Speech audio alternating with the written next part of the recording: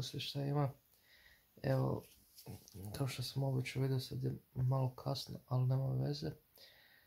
Pričamo o FNC-u 5, znači brutalne su bile borbe, neke sam uspio pogledat, neke nisam. Znači, čestito bi svim dobrim borcima koji su pobjedili, to su neki moji prijatelji, neki s kojima sam ne družim, to su Matija Bosančić,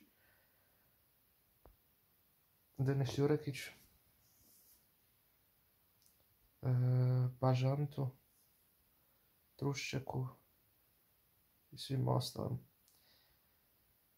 Ništa, to sam samo htio reći da je FNC 5, a svaka čast Forgu na toj organizaciji. To je bilo strašno ludilo, rali. Ali da se vratimo sad na video.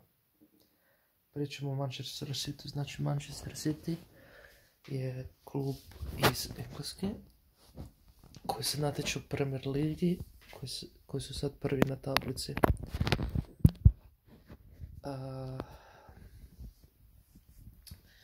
Recimo moji najbolji 5 ili 10 igrača sad, dobroćih 5 su De Bruyne, Phil Foden, Grealish, Mahrez